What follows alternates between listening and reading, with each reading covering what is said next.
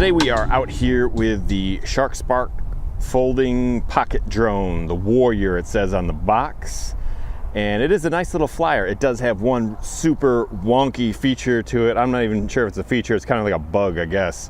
The launching of this, I want to get right into it. Launching this thing, it tells you on the box, or on the instruction manual, when you power it on and bind it up, and I'll show this in a minute, but you go upper left and then lower right to bind it.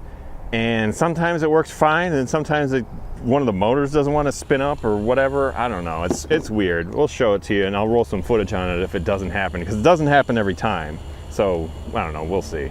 So it folds up nice, super small, fits in your palm of your hand like this, very lightweight, extremely lightweight, and kind of has a Mavic look to it. So if we unfold the arms here, there you go. And very small still, even when it's unfolded. Micro class, I would say, larger than a Nano, and has the nice LED on the front here, real bright, and a red one in the back, power switch on top there, and nice look to it. But as again I said, it's very lightweight. Also has the proprietary battery. This is a 3.7 volt 350 milliamp hour 20C LiPo battery, but it does give you like a 10-minute flight time. Very long flight times out of this guy, so pretty impressive actually. So the battery just slides in like that and you're pretty much good to go. I'm wondering if they're going to come out with a camera version of this, because it has altitude hold, and normally I don't like altitude hold, but it works very well in here, and it's a really stable flyer. So I'm thinking they're going to come out with a camera version, probably going to be some sort of Wi-Fi thing or whatever. If it had an SD card, I'd be somewhat interested in it, but I'm not gonna, I try to steer clear of the Wi-Fi flyers these days. Anyway, it has these tiny little, and if you notice, the motor is here, but the prop is slightly forward. So they're tiny gear-driven motors, and they fly real well. I have no problems with the way it flies, and I really like it actually. Just that one little wonky feature. Let's try to set it up right now. We'll show you. I'm not sure if it'll do it or not. So we'll turn it on, set it down in our box. Didn't feel like breaking out the landing pad today. So we turn it on, upper light and lower left, and see the motor started right up when I did that. Let me kill this. That's the other thing, is when you use the emergency stop on this, I find that starts to make it real weird. So before we get in the air here, upper left is your speed switch, it's labeled. Upper right is your flips, labeled also. Headless mode, 1-key return, auto takeoff and auto land, and an emergency stop. It does have that weird trimming feature, and I'll be honest with you, I'm not sure. It said that there was a button to push for it, but I can't find it. So it must be one of these, has a double function or something. I haven't had any problems trimming it, so it hasn't been an issue for me. Anyway, so we'll show you this again here. So it says to bind it, or to level the gyros, I'm sorry, upper left and then lower right. And then I usually hit the auto takeoff, and there we go. We didn't have any problems today, but I have had some issues with it, and that's my one big con on this. Seems a little buggy with that, but other than that, I mean, we got a wind coming from my back. I'm just pushing into it right now. We're in the low rate here, so there's 3 rates, but check out the altitude hold. I mean, come on, low rate, altitude hold, flying it with one hand. No bobbing, no weaving, no ducking. I don't know. But it flies real good. Oh, we got a pretty good wind right there. So there's your low rate. And let's go second rate. Starting to get a little windy. You see the tree there? Yeah, we're getting pushed back. I'm gonna go to the third rate. So the third rate, not having too many problems fighting it. Got right into it. Hopefully the wind dies down a little bit for us. We have a nice, beautiful blue sky day here. So check out the stability of this guy. The wind is coming this way now, so it's pushing it that way, obviously. So we'll fly into the wind. So I mean, it's pretty impressive. I mean, these aren't great conditions, not terrible conditions to fly, but also not the best either, you know, with this little wind we got. But it's fighting the wind here on this third rate. No problems. Bring it back over here, and it looks cool in the air. Pretty quiet, not overly loud, has a nice sound to it. And let's show you some flips while we're here. So back flip nice. It usually recovers pretty nice, but we got this breeze here, which is unfortunate. We'll do a roll, going back in the air with the roll, and forward flip. Boom. So yeah, here we go. Let's try a little funnel on the third rate, getting pushed away. It'll do nice funnels. It is a very nice indoor flyer because of the altitude hold. The altitude hold works super well. And normally I'm not a huge fan of the altitude hold, but this one, it works extremely well, so I don't mind it. I'm not mad at it. And we caught some wind there, and we got a little yaw that we didn't want. And you know, for the most part, other than that takeoff problems, I haven't really had any issues with it. I did fly it on a day where it was windier than this, and I flipped or something, and I had a crash. And no problems, I just lost a prop, but popped it right back on, no big deal. And it is nice that this does have the kill switch, the emergency stop button, which will kill your motors right away if you get in some sort of problem.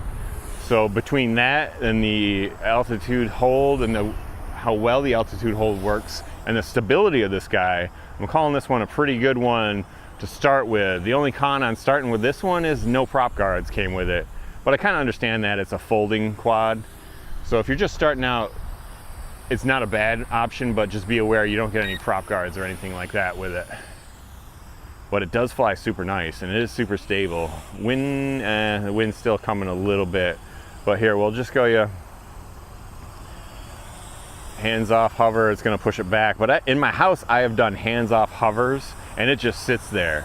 If it's trimmed out, which I haven't had, as I said earlier, I haven't had any problems trimming this.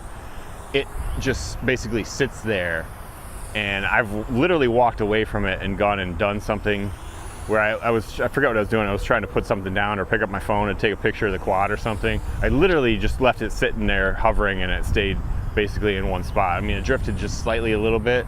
It doesn't have optical flow or anything like that, but the altitude hold works amazingly well in this guy. And the only other con I would say is the transmitter's a little bit of a con, the size of it. And you know, I fly thumbs, so it's not a huge issue for me. I can fly this one around no problem.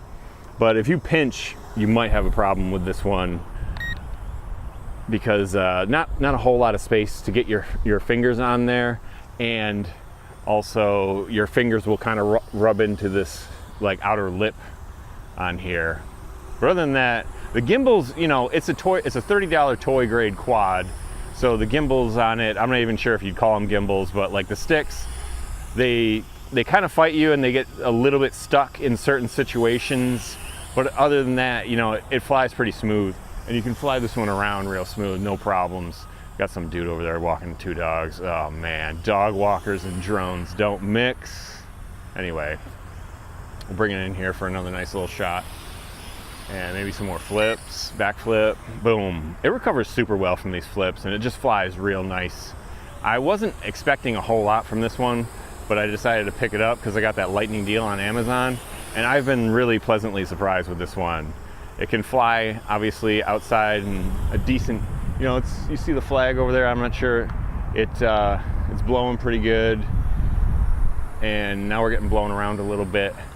So it performs pretty well even in these fairly windy conditions, and indoors it flies extremely nice. So I would say if you're interested in this one, definitely check it out. Or if you see this video and you're like, hey man, that thing looks like it flies pretty good, I would say check it out, man, because I've been pretty happy with it. Only huge con was that calibration issue, where I'll roll some footage on that. Maybe I probably already did actually. Sometimes, you know, some of the motors just don't want to spin up, and at one point I thought one of my motors was broke. I was even doing the calibration thing and it didn't seem to work.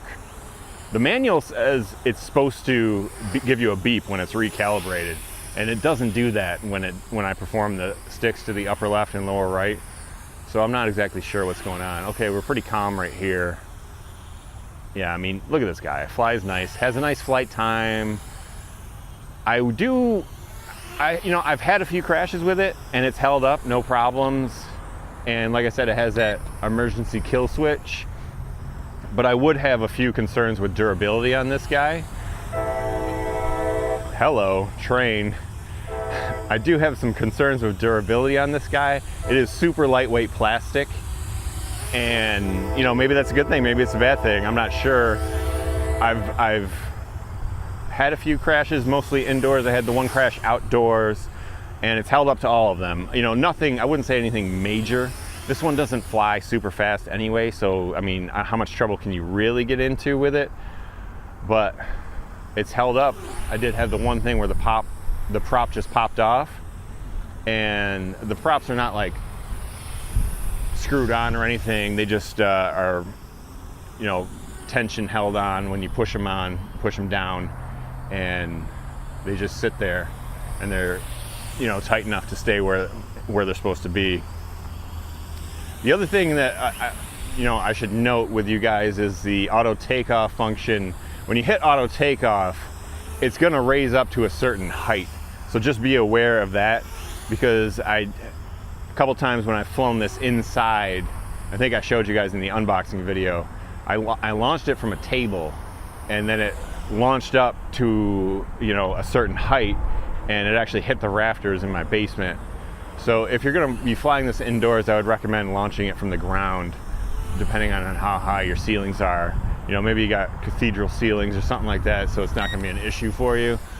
But just be aware that this guy, when you hit the auto takeoff, it will go up, I would say, a decent height too, at least like 5 feet or something like that. I was not expecting it when it first did it.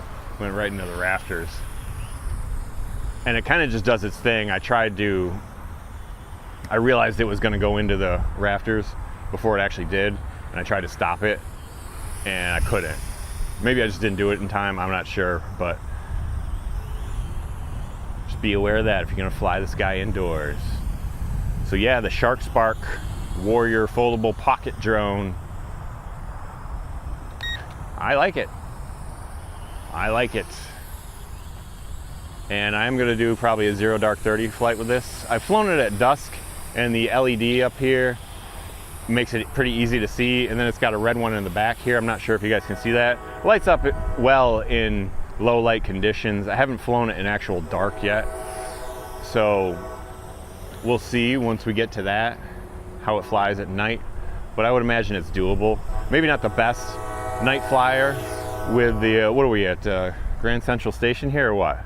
What's going on with these trains? I think this is the first time I've ever had a train thing. Okay, so we're flashing LVC. I'm gonna hit the auto land, and we're just gonna go in the grass, or I'm sorry, the gravel there. And let me just show you the emergency stop. You probably saw it in the unboxing. So if I go upper left, and then you hit the emergency stop button, stops right there. So there you go, guys, the Schark. Not sure the exact flight time, have it on the screen there. I've been getting long flight times out of this. This one might be a little bit shorter just because we had the wind. I don't know if you can see the flag over there. Flag's blowing pretty good. It is a decent breeze up there, so this little guy has enough power to fight it. And if you're interested, check the link in the description. I like it. I don't think you're gonna be upset with it.